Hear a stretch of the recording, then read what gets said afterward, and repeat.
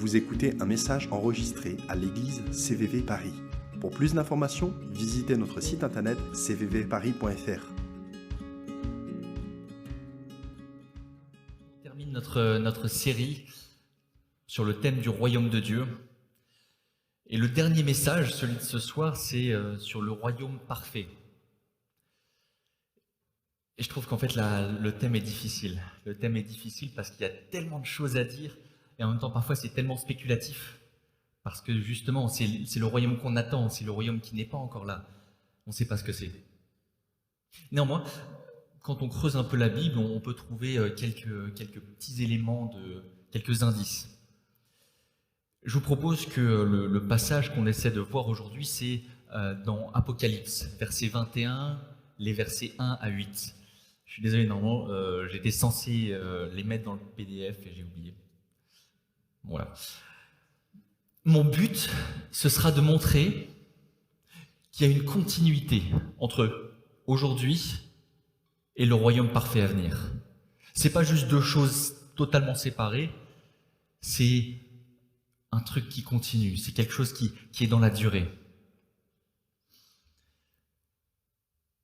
Du jardin à la cité, c'est le premier point. C'est le verset 1 qui dit, Apocalypse 21, verset 1, « Puis je vis un ciel nouveau et une terre nouvelle, car le premier ciel et la première terre avaient disparu, et la mer n'existait plus. » Il y a une application écologique là-dedans. Cette phrase, au cours de l'histoire, elle a été comprise de deux façons. Première façon, Dieu crée quelque chose de totalement neuf, une nouvelle terre, des nouveaux cieux qui n'existaient pas, comme s'il créait une nouvelle Vénus, une nouvelle Mars, une nouvelle terre, ex nihilo, de rien, quelque chose se crée. Deuxième théorie, celle que je vous propose, c'est que il faut voir ça comme une transformation. Dieu transforme la terre que l'on connaît aujourd'hui, cette terre-là sur laquelle vous tenez, vous êtes assise, il transforme ça. D'où est-ce que je tire ça ? Ésaïe 65, verset 17. C'est le verset que Jean, dans l'Apocalypse, est en train de citer. Et pour le peuple israélite, ceux à qui Ésaïe s'adresse, il y a cette idée de continuité. Il est en train de leur dire, Jérusalem, celle que vous connaissez, elle va être transformée. Vous la connaissez aujourd'hui comme ça, attendez de voir comment elle sera demain. Il y a cette continuité. Le deuxième texte, c'est Romains, chapitre 8, les versets 20 et 21. Cette même création, entre parenthèses, la terre ici, Paul nous dit, cette même création sera libérée de l'esclavage, du périssable, pour avoir part à la liberté glorieuse des enfants de Dieu. La terre, avec toutes ses créatures, soupire après le fait d'être sauvé un petit peu de la vanité, des choses qui meurent au fur et à mesure, qui dépérissent. La terre, elle aussi, dépérit et attend d'être sauvée de ça. C'est la même image que notre transformation. Moi, il y a 13 ans maintenant de ça, pas chrétien.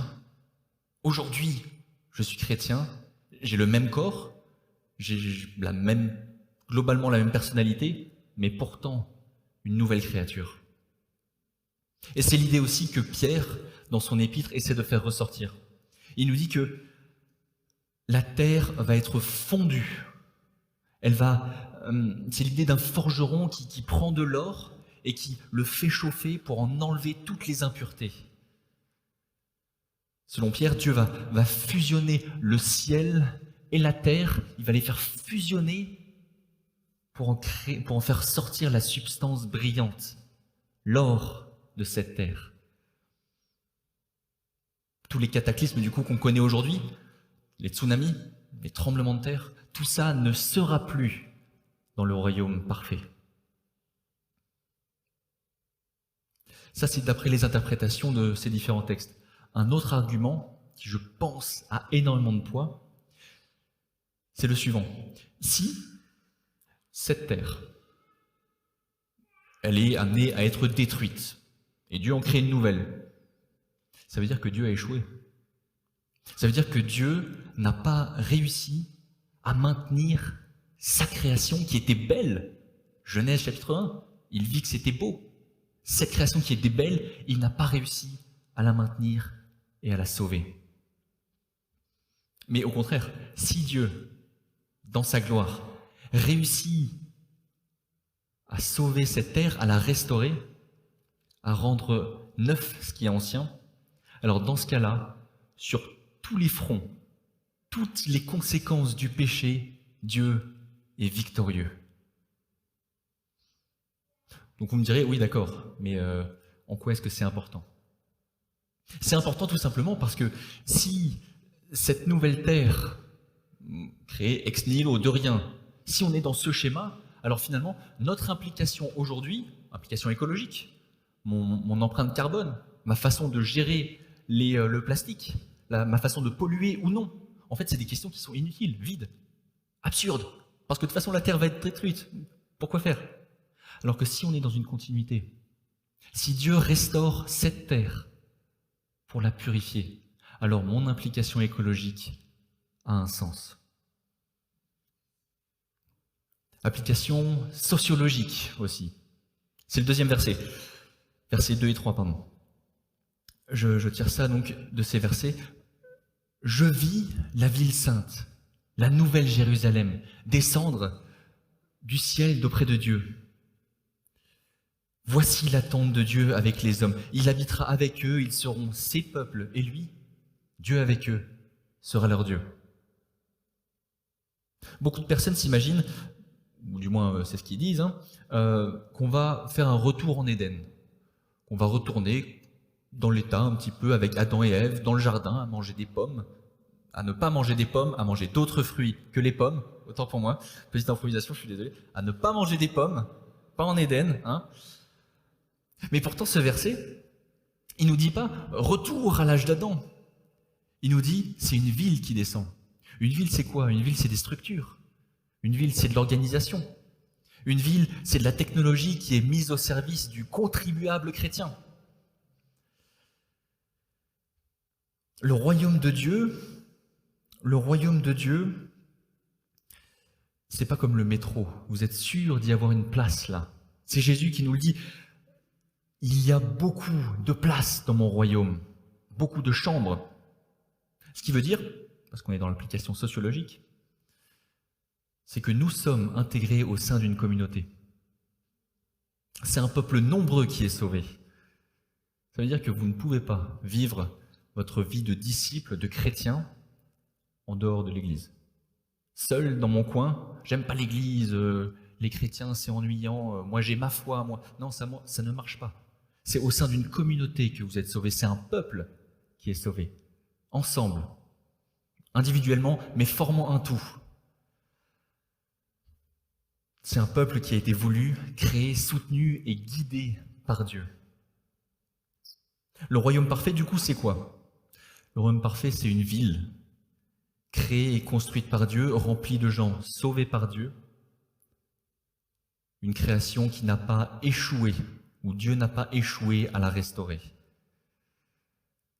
Donc je vous propose qu'avant d'aller plus loin et de voir qui est dans cette ville, on s'intéresse d'abord à, du coup, qui n'est pas dans cette ville. Donc, ça c'est Apocalypse 21, verset 8. Je saute à la fin du paragraphe. Quant aux lâches, aux infidèles, aux dépravés, meurtriers, débauchés, aux magiciens, aux idolâtres et à tous les menteurs, leur part sera dans l'étang ardent de feu et de soufre, c'est-à-dire la seconde mort. Ça peut paraître étrange, je suis d'accord, quand on parle du royaume parfait, de dire oui, mais alors pourquoi est-ce qu'on parle de ça ? C'est pas un sujet qui est très réjouissant. Pourquoi ? Eh bien parce que Jean en parle.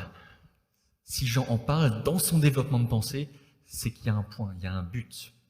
Son but, c'est lequel ? C'est de mettre en contraste.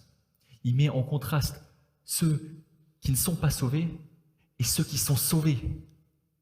Il essaie à ses auditeurs de les mettre en appétit, de leur donner soif, de leur donner cette saine jalousie, cette saine envie de dire Mais moi, je veux être parmi ceux qui sont appelés les vainqueurs. Je veux être là. Donc je vous propose qu'on voit un petit peu, très rapidement, quelles sont ces personnes, les persona non grata en latin. Les lâches, les premiers. Les lâches. Qu'est-ce que c'est la lâcheté? Ouvrez un dictionnaire, regardez la définition. Un lâche, c'est celui qui manque de courage, tout simplement. Et souvent on se dit, bah oui, enfin c'est pas si grave que ça. Après tout, ça arrive à tout le monde. Après tout, on peut essayer de l'expliquer. C'est pas, voilà, on peut essayer de détourner un petit peu les choses en disant, bon ben oui, c'est vrai, j'ai été un petit peu lâche à ce moment-là, ça veut pas dire que ça me définit totalement. Après tout, on va pas lancer la pierre. Il y a des personnes dans la Bible qui ont fait preuve de lâcheté.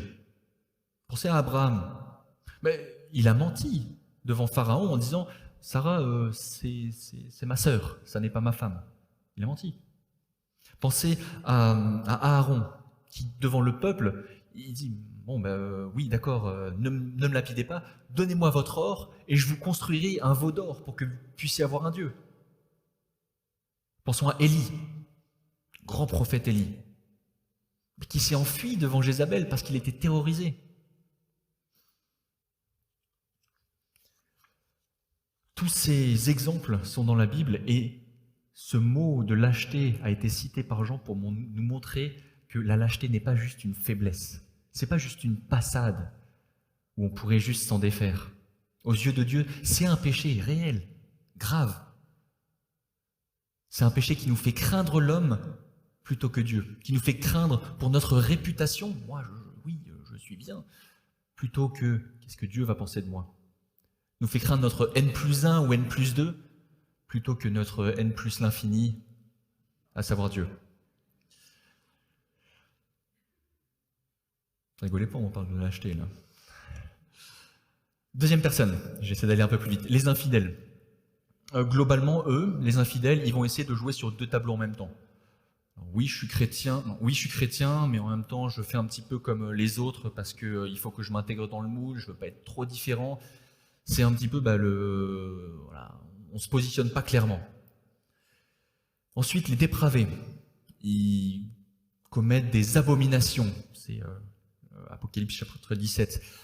Si je vulgarise, ils cherchent leur propre plaisir et leur idole, c'est eux-mêmes. Je suis le centre du monde, je suis égotique, tout vient de moi, tout est pour moi. Les meurtriers, eux, ils méprisent la vie humaine. Ils méprisent la valeur intrinsèque de la vie. Tuer une personne, donc commettre un meurtre, c'est s'attaquer à Dieu.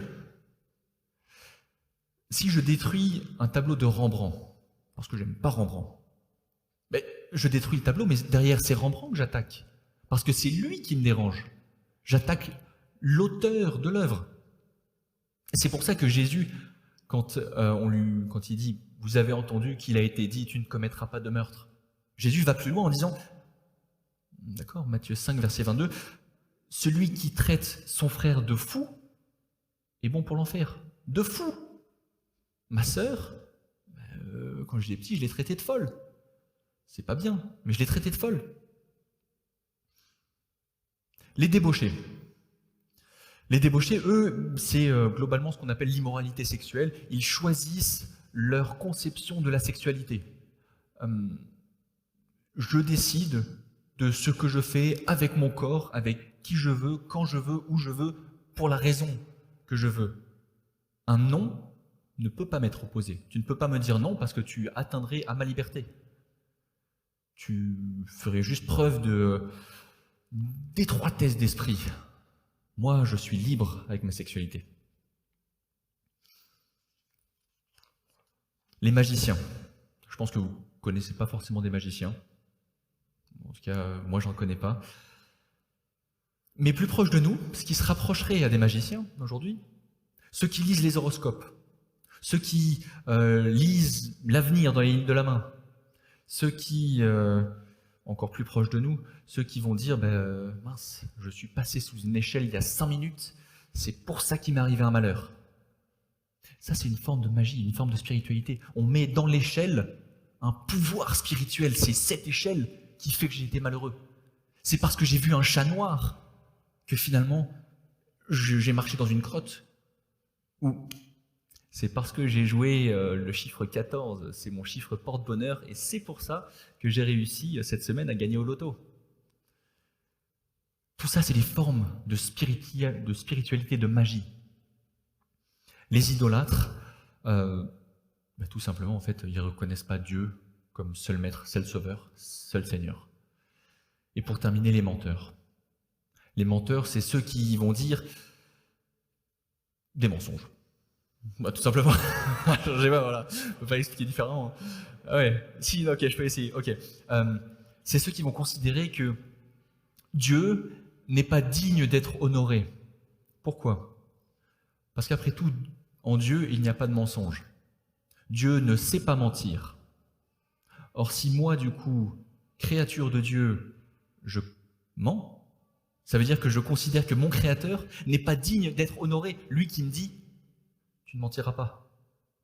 Je considère qu'il n'est pas digne d'être honoré et je mens. Et en ça, j'insulte Dieu. Voilà globalement la liste que Jean nous donne. Donc là, il nous reste à répondre à 2 questions. Est-ce que c'est juste ce que Dieu fait, ce que Dieu veut faire avec ces personnes? Et est-ce que ça contribue au royaume parfait? Est-ce que c'est juste? Pour répondre à cette question, j'aimerais vous parler du code pénal français. J'aime le code pénal français. Dedans, il y a des articles de loi qui édictent qu'est-ce qu'un délit, une contravention, un crime, et le législateur prévoit des peines qui lui sont attachées. À titre d'exemple, l'article 435-5 stipule que si vous insultez un infirmier, eh bien c'est 7 500 € d'amende. Dans le même article, si vous insultez un policier, c'est pas bien, c'est 1 000 €, c'est 1 an d'emprisonnement et 15 000 € d'amende. Article 423-24, si vous insultez un juge lors d'une audience, 2 ans d'emprisonnement et 30 000 € d'amende. Comment ça chiffrer? Si vous allez en Thaïlande et que vous insultez le roi ou sa famille, c'est 15 ans de prison. Rien que ça. Alors pourquoi je vous donne ces exemples? Parce que pour l'instant, ça ne sert à rien. Il faut que je le relis parce que sinon, ça ne sert à rien.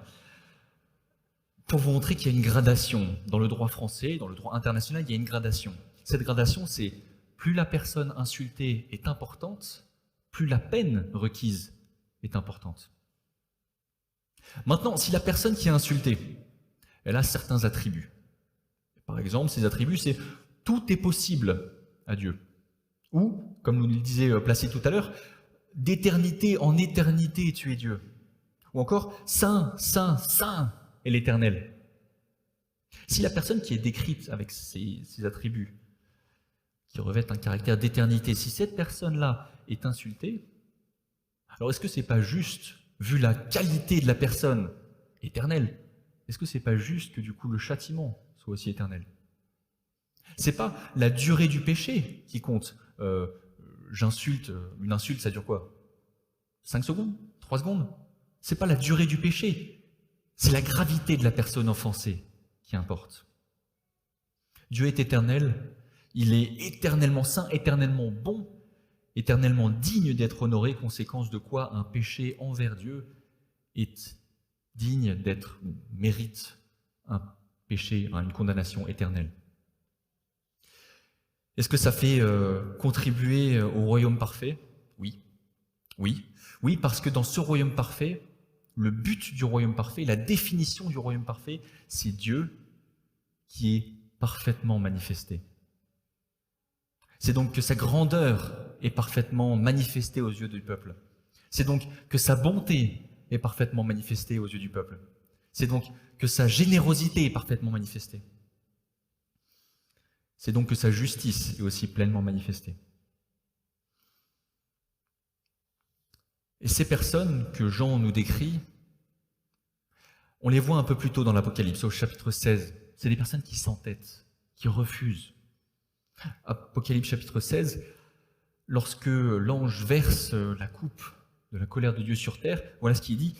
Les hommes furent atteints de terribles brûlures. Ils insultèrent Dieu, qui a autorité sur ce fléau, mais ils refusèrent de changer et de lui rendre hommage. Un peu plus loin, les mêmes personnes, sous le coup de leurs souffrances et de leurs ulcères, ils insultèrent le Dieu du ciel, mais ils ne renoncèrent pas à leurs mauvaises actions. Dans l'état des choses actuelles, aujourd'hui, Dieu n'est pas pleinement honoré. Ce que nous attendons, c'est la manifestation parfaite du royaume, donc Dieu parfaitement honoré. Entre les deux, il y a une étape qui manque, à savoir ce châtiment mérité. Mais bonne nouvelle, en grosse majorité, lorsqu'il est question de ça dans la Bible, du châtiment, de la colère de Dieu, majoritairement, avant, pendant ou après, Dieu parle de sa compassion. Toujours, il est en train de rappeler la compassion quand il parle de sa colère. Voilà son but, montrer sa compassion.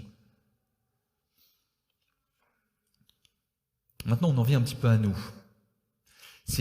J'avais vu le versets 1 et 2, verset 8, et maintenant au milieu. Au milieu, c'est versets 3 à 7, Apocalypse. Et j'entendis une voix forte venant du trône qui disait « Voici la tente de Dieu avec les hommes. Il habitera avec eux. Ils seront ses peuples.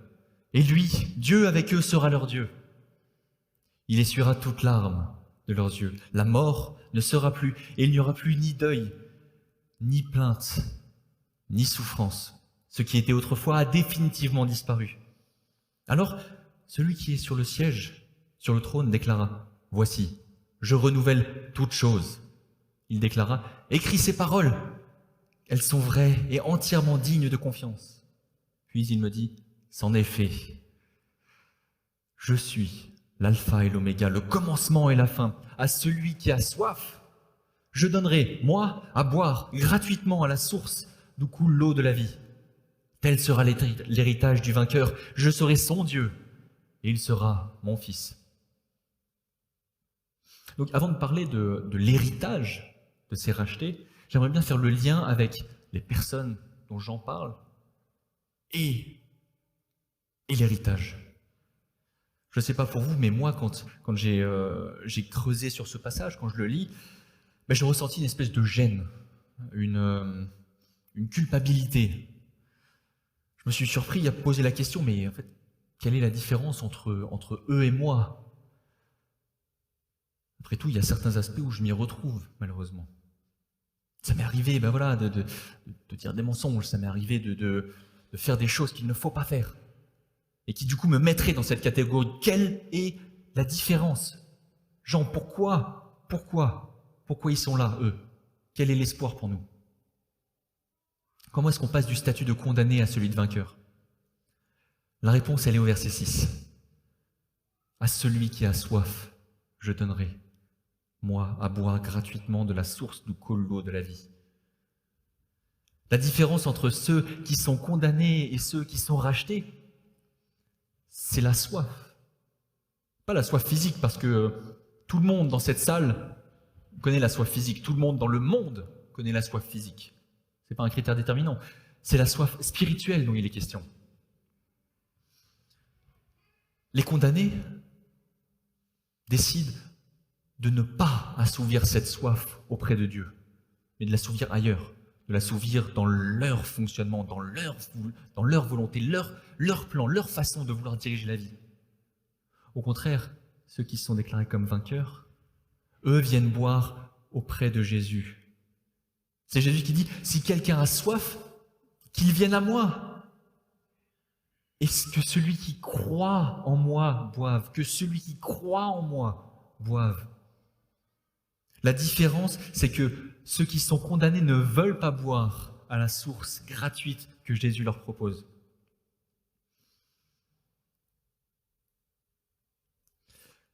Et c'est tout à fait possible que nous, on se trouve dans cette situation par le passé, présentement ou dans le futur, où on va se retrouver dans cette situation où mince, je suis en train de faire la même chose que ce que Jean est en train de condamner. La question qui va se poser pour nous à ce moment-là, c'est est-ce qu'on aura soif ? Est-ce qu'on voudra boire gratuitement Le prix, c'est ça. Le prix, c'est la gratuité. Ça va, il y a pire quand même à payer.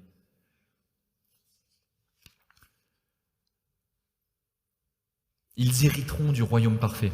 Pour le temps qui nous reste, je vous propose qu'on voit de quoi ces vainqueurs vont hériter, en plus de la terre.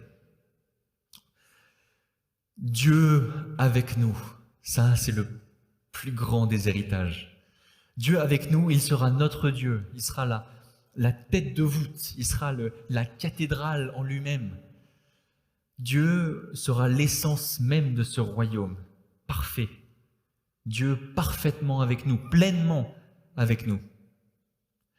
Notre héritage, ce sera de pouvoir le contempler, d'être dans sa présence, éternellement.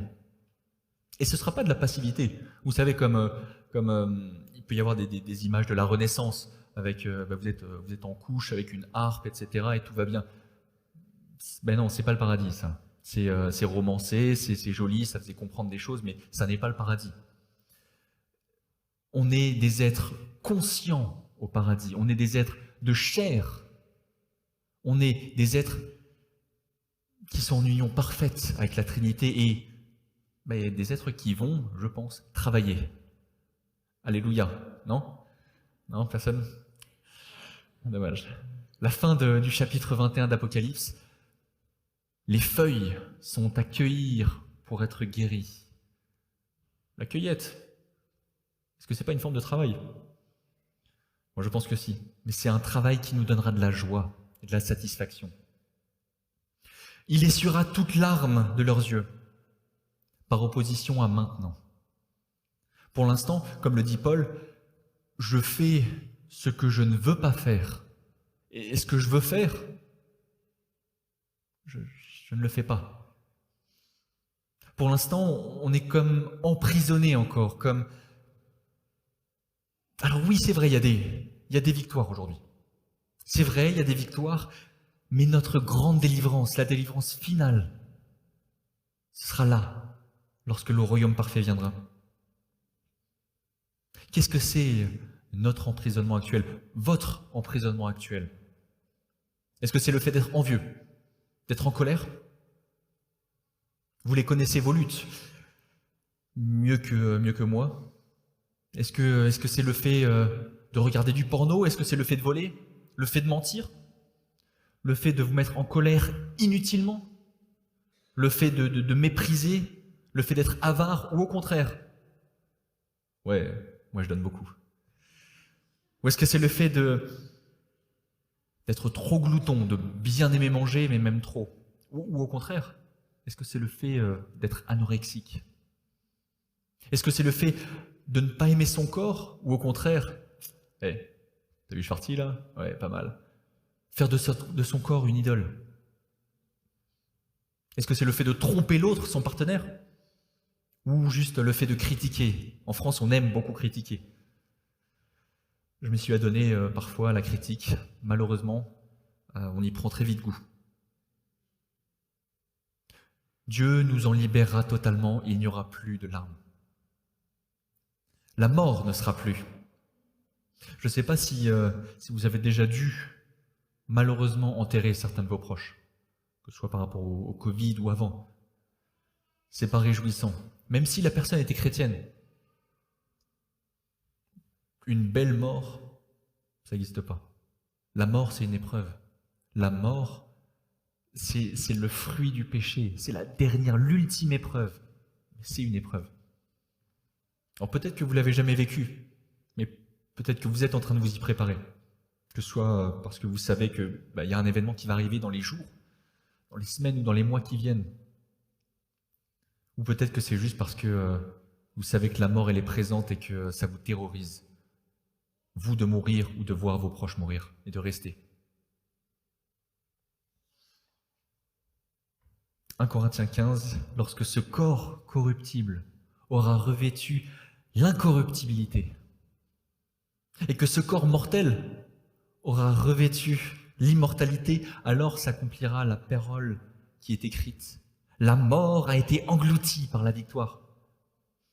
Ô mort, où est ta victoire? Ô mort, où est ton aiguillon? Dans le royaume parfait, la mort ne sera plus.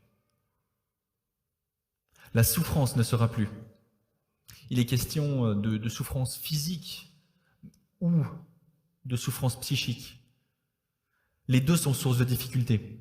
Que ce soit parce que c'est une souffrance physique dans votre corps, vous souffrez parce que vous avez un cancer, parce que vous avez un kyste, parce que vous avez de l'arthrose, parce que vous avez de l'endométriose, ou parce que vous avez des problèmes aux genoux, parce que vous avez des problèmes aux hanches, parce que vous avez des migraines chroniques, et j'en passe. Ou est-ce que c'est juste, je dis juste, c'est pas juste, non, ou est-ce que c'est des souffrances psychiques, parce que vous êtes en dépression, parce que vous avez vécu des expériences traumatisantes qui vous marquent jusqu'à aujourd'hui, dont vous n'arrivez pas à vous défaire et qui guident encore votre façon de vivre les choses, de vivre vos relations parce que vous avez été blessé. Alors aujourd'hui, dans vos relations, vous l'appréhendez encore et vous mettez des barrières, vous vous protégez. Ou est-ce que c'est parce que vous avez des difficultés financières? Ou parce que vous n'avez pas de papier? Ou parce que vous vous sentez seul ou dévalorisé? Parce que les autres sont forcément meilleurs que vous. Vous êtes le dernier de la fratrie.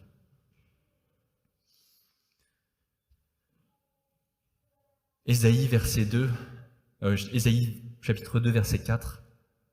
Martelant leurs épées, ils forgeront des socs pour leurs charrues, et de leurs lances, ils feront des faucilles. Si vous avez ce sentiment qu'il y a des armes qui ont été dressées contre vous, ces armes, voilà leur avenir. Faire de l'agriculture, ça c'est à ça que ça va servir plus tard, dans le royaume parfait. Vos corps souffrants, je l'ai dit tout à l'heure, on ne sera pas juste des êtres désincarnés. Vos corps qui aujourd'hui sont souffrants, demain seront glorifiés. Et vous trouverez toute votre vigueur, alors que vous avez peut-être besoin d'une canne, ou que vous n'arrivez pas à lever le bras aujourd'hui. Demain, vous louerez le bras, vous lèverez les bras et vous louerez Dieu, vous mettrez à genoux, vous relèverez, vous sauterez dans le royaume parfait. Mais bien plus, il fera de nous ses fils et ses filles. Et notez que Jean, dans cette fin de verset, il ne dit pas « ils seront mes fils et mes filles ». Il dit « il sera mon fils », entre parenthèses, ou « ma fille ». Autrement dit, Dieu aura une relation particulière avec chacun de nous. Il donnera à chacun une identité qui est restaurée. Apocalypse 2, verset 17, aux vainqueurs, ceux qui sont dans le royaume parfait, aux vainqueurs, à ceux-là, je donnerai la manne cachée et une pierre blanche. Sur cette pierre est gravé un nom nouveau que personne ne connaît, sauf celui qui la reçoit. Autrement dit, Dieu, à chacun d'entre nous, donnera un nom particulier au sein d'une relation particulière. Toi, je te connais, je connais ton nom et je sais qui tu es. Pas toi au milieu de tes frères et sœurs, mais toi spécifiquement. Toi qu'on n'a jamais vu, moi je te vois. Mais bien plus encore, on régnera avec Dieu sur toute la création. On essaiera de connaître Dieu toujours plus en faisant le tour du trône de Dieu. Mais c'est pas possible. C'est pas possible. Il y a quelques années, j'avais fait une randonnée autour des volcans du Puy-de-Dôme. À chaque étape, on voyait un aspect différent du Puy-de-Dôme. Pour Dieu, ce sera pareil, sauf que vous ne pouvez pas faire le tour du trône. Vous pensiez avoir fait la moitié du chemin. Tiens, je connais Dieu à moitié. Il vous reste l'autre moitié de l'infinité à faire encore. Bon courage, bonne chance, comme ils disent. Le royaume parfait, ce sera un banquet. Ce sera de la joie. Opposé à maintenant où c'est pas toujours la joie. En conclusion, est-ce que vous voyez pourquoi Jean soupirait après le royaume de Dieu? Pourquoi Jean termine son livre, le dernier livre de toute la Bible, l'avant-dernier verset. Viens Seigneur, viens. Il n'est pas en train de dire ouais, viens Seigneur, viens. Non, il est en train de crier, de soupirer, viens Seigneur, viens. Viens enfin. Est-ce que vous voyez que aujourd'hui les couleurs là qui nous entourent, elles seront fades et ternes comparées à la brillance du royaume à venir? le goût des aliments aujourd'hui, mais il n'a rien à voir avec ce qu'il y a plus tard. Qu'on puisse prendre soin de cette terre, parce qu'elle est notre héritage. Elle nous est déjà donnée en héritage et elle sera transformée, glorifiée. Quand on entend nos proches qui s'endurcissent, qui sont en train de faire ce que Jean dit dans la section des condamnés, que ça nous rappelle à nous, j'ai besoin de boire gratuitement à l'eau de Jésus. Et toi aussi, tu en as besoin. Toutes ces choses que j'ai mentionnées depuis le début, c'est des manifestations du royaume parfait de Dieu. Dieu qui restaure, Dieu qui nous sauve, Dieu qui nous donne gratuitement. Dieu en abondance, voilà ce qu'on aura là-bas. Dieu, il est l'héritage. Il est le royaume parfait. Lui, la personne, il est au centre de cette nouvelle Jérusalem. Il en est le rayonnement, le soleil. Et encore que, le soleil, ce sera une lune comparé à Dieu. C'est sa présence qui comblera tous les aspects de notre vie. Il est le centre, le but, le moteur et le moyen de faire vivre ce royaume parfait. Qu'on puisse entendre cette phrase à la fin, le jour où notre heure sera venue, qu'on puisse entendre cette phrase, Jésus qui nous tend la main et qui nous dit « Viens, viens et rentre dans le repos de ton Seigneur ». Comme l'a dit Timothée au tout début du culte, Christ tape à la porte. La question, c'est pas est-ce qu'il tape, la question, c'est est-ce qu'on lui ouvre la porte. Ça peut être notre héritage, si on a soif. Que notre prière, ce soit ça, de soupirer après ce royaume, après la manifestation parfaite de qui est Dieu. Que notre prière, ce soit la même que celle que Jean a formulée à la fin. Viens Seigneur Jésus, viens, viens, viens. Est-ce que vous avez soif ? Vous venez d'écouter un message enregistré à CVV Paris. Pour plus d'informations, visitez notre site internet cvvparis.fr.